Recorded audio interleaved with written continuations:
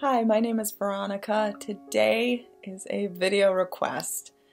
This was a prize from my raffle, and this person won a YouTube request and dedication. I do give away prizes every week on my raffle. I will list the link below. You can enter. It's completely free to enter. You just have to do a random act of kindness.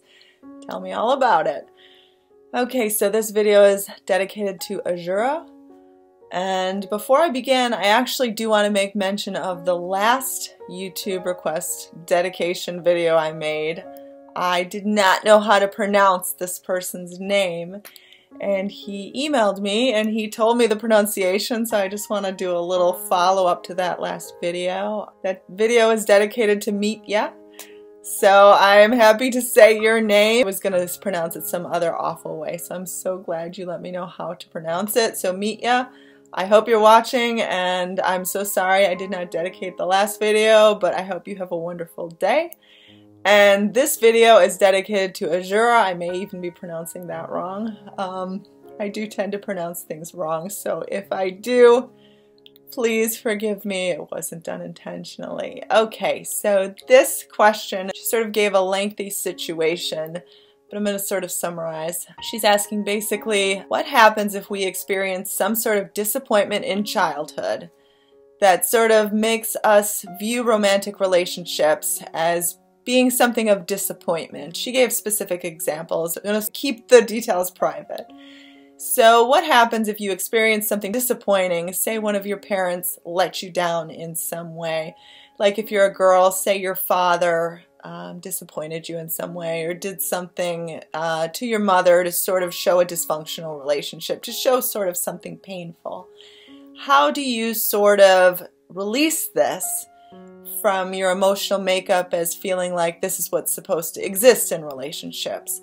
How do you sort of free yourself from that past pain so that you don't sort of keep repeating this in your own relationships? Because a lot of times when we're young, we form our ideas of what the world is supposed to be like. If we do sort of have a disappointment, as in someone sort of letting us down, or sort of getting an idea of disappointment, we'll start to think that that is normal, that is natural, and sort of repeat that out within our relationships. And it can happen a number of different times. So how do we heal this? Either to stop attracting it or to sort of heal it with a current relationship that isn't really working. So this is a wonderful question, and I'm so happy to elaborate on this.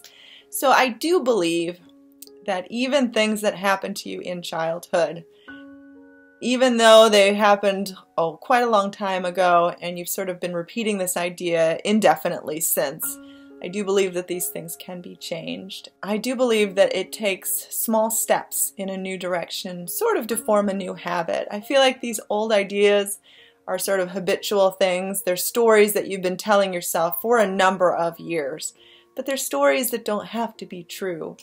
These disappointments don't have to be true within your relationship. Your relationship is something that can be wonderful and bright and amazing, and your relationship can actually be the easiest part of your life. Like, you don't have to keep struggling. People who struggle in relationships usually have been struggling for a number of years, and that's because they keep telling themselves the same story over and over and over again. And especially if something traumatic happened in childhood, it sort of shapes your view of how a partner should treat you. You do need to sort of start approaching things anew, and I do think one of the first ways to do that is to make peace with the past. It's to sort of affirm that whatever happened in the past, whether it's a parent sort of ignoring you and not really showing you the affection that you needed, or if it's something that you sort of witnessed between your parents or just adults in your life, to sort of come to terms with that. Something that happened in the past, it's not something that has to apply to your life. Even if it's applied to past relationships and you've sort of carried around that baggage, it's not something you have to keep carrying around. It's a habit that can in fact be broken. It's something that you don't have to keep carrying around indefinitely. And it's something that can change right now in your current relationship, or in sort of attracting someone back, or in a new relationship. It doesn't have to occur. So reminding yourself that those situations happen to those people, they're sort of in the past, even if it's something that happened to you as a child. Sort of make peace with it. Try to stop sort of hurting over it. It's something that you sort of want to forgive. You want to forgive that this happened in the past and sort of make peace with it so it doesn't continue to haunt you for the rest of your life. A lot of times these ideas haunt us because we keep replaying these memories. We keep replaying them in our head. A lot of times we'll have these things on sort of auto repeat. We'll replay these things like when we're stuck in traffic. We don't even realize we're replaying these memories. Like, try to release these memories. You don't really need them anymore. They really aren't serving you any good purpose. They aren't being helpful to your current relationship or any of the relationships you've been through if you've had sort of a string of bad relationships. These ideas aren't helping you at all. Try to make peace with the people who are involved in these things from your childhood when you're really impressionable. Just try to come to terms with the past. The past is in the past.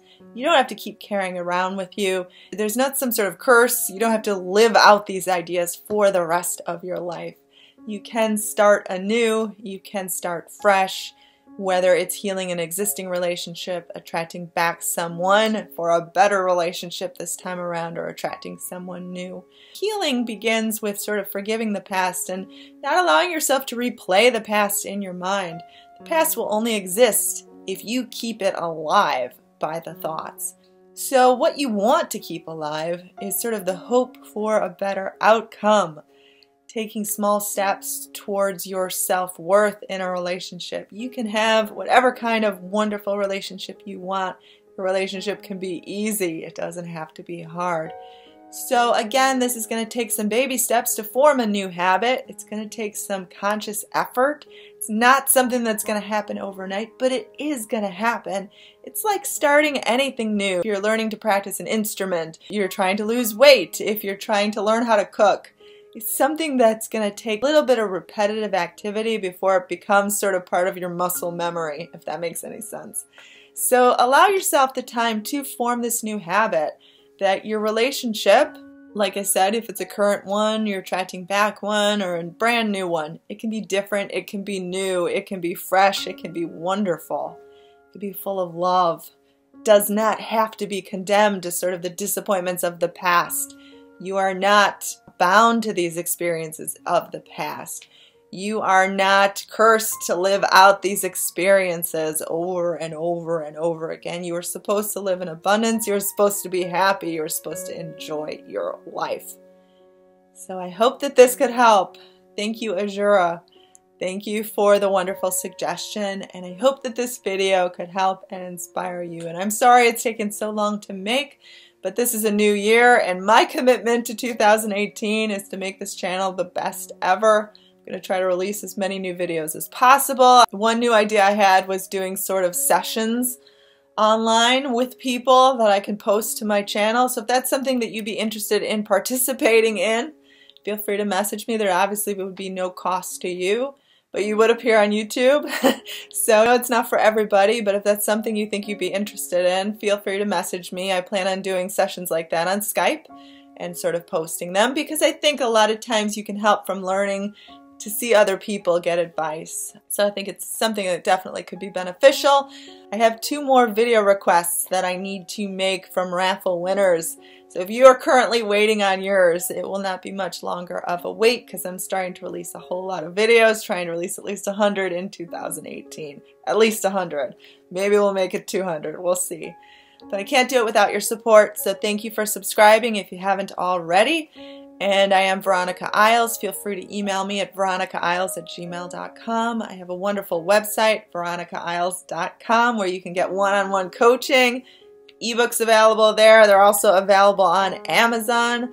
Hope you have a wonderful day. I hope this could help you in your relationships to make your life better, to empower you to happiness. Have a wonderful day.